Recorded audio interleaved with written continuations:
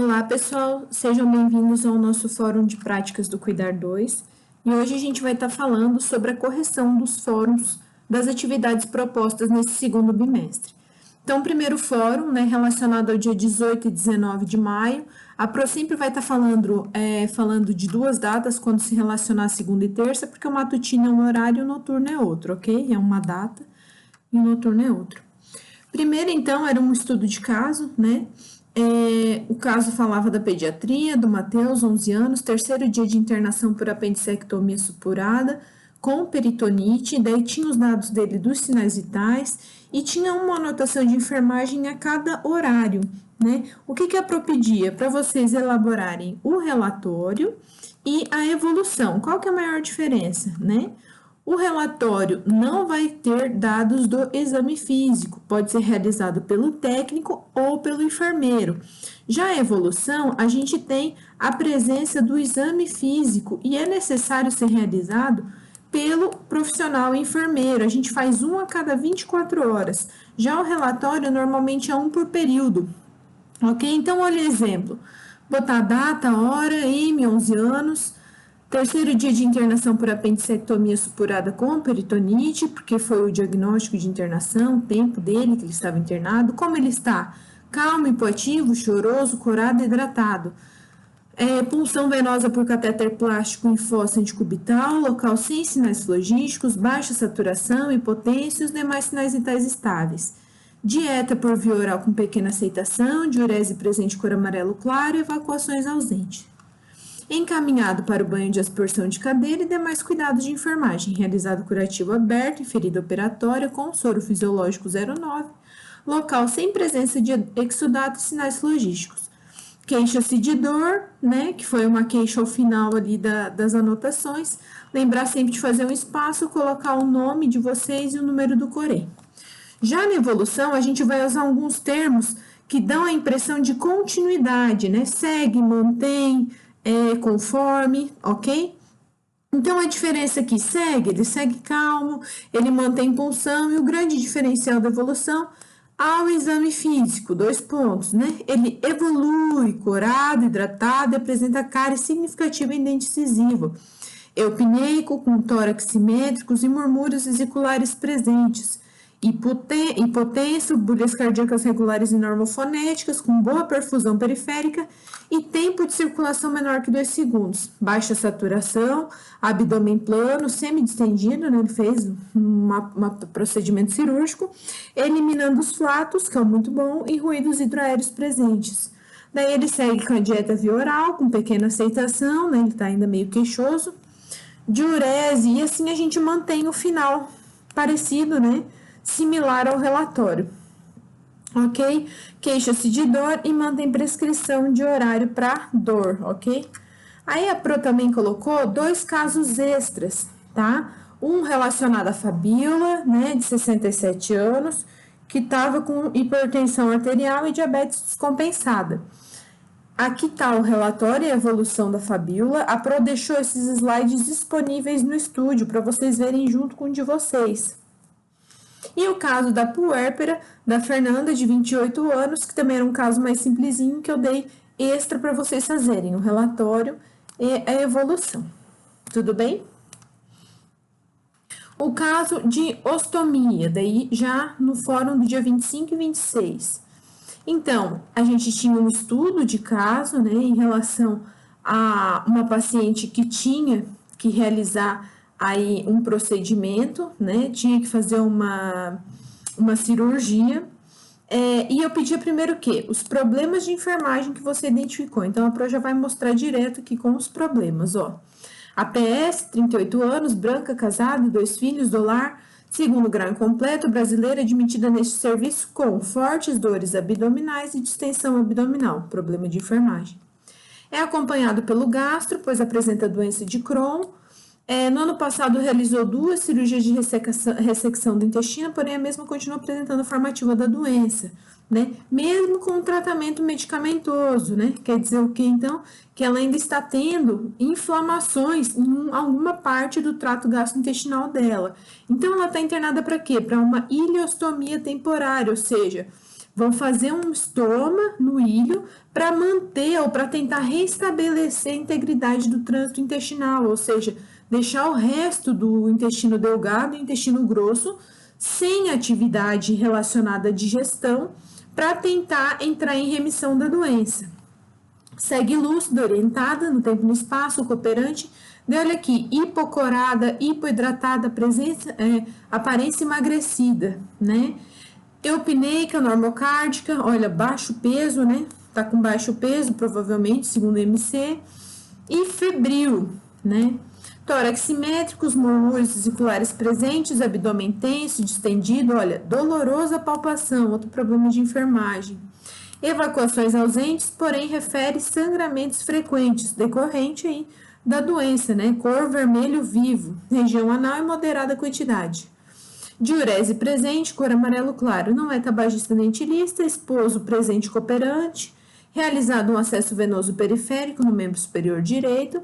A paciente relata não aguentar mais, achar que o seu esposo não aguenta mais. Olha só a desilusão dessa paciente, aflição, ansiedade. Acredita que a cirurgia será só uma forma de postergar sua morte que está próxima. Ainda não foi esclarecida sobre o procedimento, apenas que agora terei uma bolsinha de fezes para fora além de tudo. E começou a chorar. Então ainda está faltando uma comunicação, né? A cirurgia está marcada para daqui 4 dias, né? Foi do dia 25 ao dia 29, para que ela pudesse suplementar alguns polivitamínicos antes do procedimento cirúrgico para melhorar o prognóstico. Por quê? Porque ela está baixo peso. Aí ali, os cuidados que você como enfermeiro tomaria, né? Primeiro, informar o paciente, fornecer informações por escrito, orientar essa paciente, o familiar, o esposo, mostrar onde que vai ficar mais ou menos esses estomas e, claro, de prontidão, esclarecer todas as dúvidas, né? Mostrar o que vai ser esse estoma, né? Como que ele vai funcionar, como que, se a cirurgia vai poder ser revertida, né? Identificar também a dinâmica familiar desse paciente, verificar e avaliar ele nas suas dimensões físicas, biopsicossociais e espirituais, verificar alergias, o padrão prévio de eliminações. E agora em relação aos diagnósticos de enfermagem. São inúmeros diagnósticos, aqui a professora colocou alguns, ó.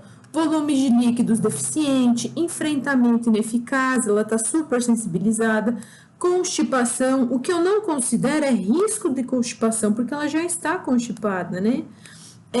Desesperança, risco de infecção e aqui alguns cuidados, né, algumas prescrições, tentar proporcionar um ambiente calmo, orientar sobre como será o procedimento, incentivar a ingesta, né, oferecer e monitorar a quantidade de água, ela está hipocorada, hipoidratada, né, fazer o controle dos sinais vitais, verificar também o déficit, né, de energia, né, pode ser uma nutrição deficiente em que a ingesta é menor do que as necessidades, né? Fazer todo um acompanhamento. Então, são inúmeras prescrições, todas aquelas que vocês colocaram relacionadas à orientação, em relação ao procedimento, a Pro considerou, ok? Dia 28, dia 29, eu pedi uma capa de revista, que eu me surpreendi, né? Claro que teve muitos alunos que fizeram com muito carinho essa capa de revista, né? Colocaram vários nomes e estão de parabéns. Teve alguns colegas que não entenderam o objetivo da atividade, né? Que era estar tentando fazer uma forma ilustrativa, né? Dessa capa de revista. Olha quanto modelo legal, vida e saúde, né? Health, saúde, né? Tinham vários nomes internacionais, achei o máximo. Parabéns a todos que elaboraram aí um ótimo trabalho, tá? Ó, ainda tem mais alguns modelos aqui, tá? De revistas. Daí no fórum do dia 1 e 2, era para apresentar 3 diagnósticos de enfermagem e uma prescrição para cada diagnóstico que poderiam estar relacionados à sondagem gástrica ou à lavagem gástrica, né? Risco de aspiração, deglutição prejudicada, nutrição desequilibrada, risco de volume de líquido deficiente, conforto prejudicado, risco de infecção, risco de integridade da membrana prejudicada. Né? Existem vários diagnósticos, como a gente não tem um estudo de caso, aqui eu tentei colocar os que estão mais relacionados realmente com o procedimento da sondagem, tá? Verificar sinais vitais, manter os cuidados, fazer supervisão da pele do paciente, adotar medidas contra a infecção, né, desse catéter. Então, são inúmeras, a professora considerou quase todas aí que o pessoal colocou, ok? No dia 5, com relação aos tipos de sondagem, era para responder, né? São complicações da sondagem nasointeral. Essa a gente discutiu no ao vivo, né? O paciente já está com a sonda e ela já foi checada, então a aspiração pulmonar não seria uma complicação da sondagem no momento, considerando as outras questões, ok? Era uma questão de concurso que também entrou com um recurso, tá? Se eu não me engano, entrou com um recurso tentando recorrer dessa questão, mas, segundo o gabarito, aspiração pulmonar. Aí eu pedia também para apresentar as principais diferenças entre a sondagem gástrica e a enteral. Né? A gente sabe que a primeira grande diferença é o posicionamento. Sondagem gástrica vai estar localizada no estômago, já a sondagem enteral vai estar localizada, né, ou no nosso intestino delgado, aqui, ok? A mensuração da introdução, para a introdução dessa sonda do estômago, vai ser lá da orelha, do nariz ao lóbulo da orelha até o apêndice tifoide. Já a nasoentérica, a gente tem aí um palmo, a 10 centímetros a mais. A finalidade, apesar de a gente saber que a sonda nasogástrica pode ser utilizada para alimentação, ela é pouco utilizada para isso, é mais para lavagem gástrica. Enquanto a sonda nasoentérica é para alimentação, para nutrição, né? Para a gente conseguir bater as necessidades energéticas do paciente. Aí, ainda em relação às características da sonda, né? O material, a sonda nasoentérica, ela tem a presença de um fio guia, né? E tem que ter a confirmação por raio-x. Essas são as principais diferenças. Fórum do dia 8 e 9 foi o formulário. Com relação ao procedimento de administração de enema, é correto afirmar que o paciente deverá ficar na posição Siemens, ou seja, decúbito lateral esquerdo. Dentre todas as questões que tinha aqui, essa é a que se faz mais correta, apesar de a gente saber que Siemens e decúbito lateral esquerdo tem algumas diferenças, como a flexão da perna, ok? Mas foi considerado essa a resposta correta. A terapia de nutrição parenteral refere-se à oferta de nutrição por via parenteral central periférica, indicada em pacientes que apresentam DEC, trato gastrointestinal não funcionante, ok? Qualquer condição que impeça o uso do trato gastro, ok? Fístula, sim. Pancreatite, prematuridade, são todos indicativos. Então, todas as alternativas estão corretas. Com relação à administração da dieta, é correto afirmar, deve ser feita dupla checagem com outro profissional dos dados de pulseira de identificação do paciente com as informações contidas na bolsa antes de iniciar o procedimento. A nutrição parenteral deve estar em temperatura corporal, deve-se utilizar equipos, pacientes em pré-operatório não devem receber, pois eleva a glicemia, e todas as alternativas estão corretas. Então, a gente fala que o ideal é que duas pessoas, né, façam essa checagem aí, para não ter nenhum problema decorrente da má administração ou por um erro administrativo, não um erro humano. No dia 12 foi feriado, dia dos namorados. Dia 15 foi recesso, na verdade, né? Dia 15 e 16 também foi um forms, uma questãozinha de assinalar em relação à inserção dos catéteres, né? Para assinalar a alternativa correta. Qual era? A escolha do vaso a ser cateterizado deve ser pautada na sua localização, optando-se preferencialmente pela escolha dos vasos de localização distal e depois proximais, distantes de articulações e ou lesões, ok? Questão 2 era um VOF, né? Durante a escolha do vaso a ser cateterizado, o profissional deve considerar a preferência do paciente, idade, nível de atividade, mobilidade e condições da rede venosa, né? Tudo bem, ok, certo? Claro que, né, gente, essa preferência do paciente é tudo conversado. Teve gente que chegou a questionar, né? Mas a gente pergunta sempre, né? Tem uma veia que é melhor, não tem? Né? Eu até cheguei a dar o exemplo, eu acho, de quando eu fui lá fazer a curva glicêmica, que eu acabei mostrando, indicando, né, um acesso bem na articulação e que me impediu depois de ficar me movimentando, eu tive que ficar a manhã inteira com acesso. Daí depois a outra verdadeira, antes da punção, a discepsia da pele deve ser realizada com álcool ou com clorexidina em movimento circular em diâmetro de 5 a 8 centímetros, no sentido do centro para fora por pelo menos 30 segundos, né? E as demais alternativas estavam incorretas. Dia 15 e 16 ainda, quanto à administração de medicamentos, todas as alternativas estavam corretas. Dia 19 do 6, outro forms, né? Em relação à inserção do PIC, assinale a alternativa correta. Para a punção em membros superiores, deve-se medir a distância entre o ponto de punção e articulação, desse ponto até a fúrcula. Esse resultado estava certinho na descrição dos slides, tá? Essa questão. Depois ali, nos slides não, naquele capítulo extra que a Pro pediu para vocês lerem, né, da descrição da técnica. Apesar de a gente poder realizar, a gente precisa ter um curso específico, tá? Entre os cuidados, assinalar a alternativa correta. Antes da inserção, é importante a avaliação do coagulograma, além de condições respiratórias. Esse coagulograma já vai ser de rotina do paciente, então a gente só vai estar dando uma verificada, ok? Questão 3 e 4 aqui também está o gabarito em relação à alternativa incorreta dos tipos de catéter, né? E ainda em relação à afirmativa correta sobre o PIC, sobre a inserção periférica. Dia 22 e dia 23 do 6 também foram questões do forms de assinalar acerca do cateterismo vesical, né?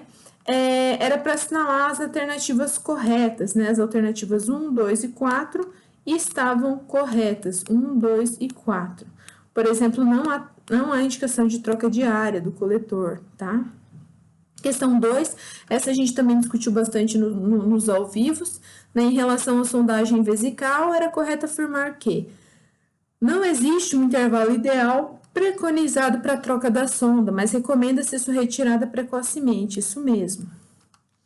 Questão 3, também em relação ao que estabelece o COFEM, a inserção dos dispositivos urinários deve ser realizada somente pelo enfermeiro, tá? Isso aqui muitas pessoas ainda acabam se equivocando, delegando ao técnico de enfermagem que está fazendo o procedimento. Dia 26 do 6, quase acabando, né? Que cuidados precisa ser observado ao realizar o cateterismo de alívio, né? Realizar a antisepsia do paciente do sexo feminino no sentido meato urinário para ânus, ok?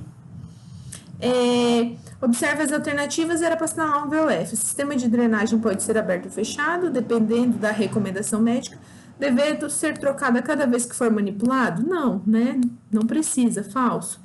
Os coletores de urina devem ser esvaziados a cada 6 horas, isso mesmo, e nunca devem ser posicionados a nível acima do pubis, verdadeiro. Em pacientes acamados com sonda vesical, recomenda-se a realização íntima após cada evacuação, com certeza. A sonda deve ser lubrificada antes da sua introdução, sendo que no homem pode-se injetar lubrificante direto na uretra, verdadeiro, lembra? 20 ml quase lá. Para a sondagem vesical de alívio, são necessários os seguintes matérias, né? Exceto sondagem de alívio, então não vai precisar insuflar o balonete, né? Então a gente não precisa da água destilada. Hoje a gente está fazendo a correção dos fóruns. Se tiverem dúvidas, podem mandar mensagem ou e-mail para a Pro e a gente faz agora.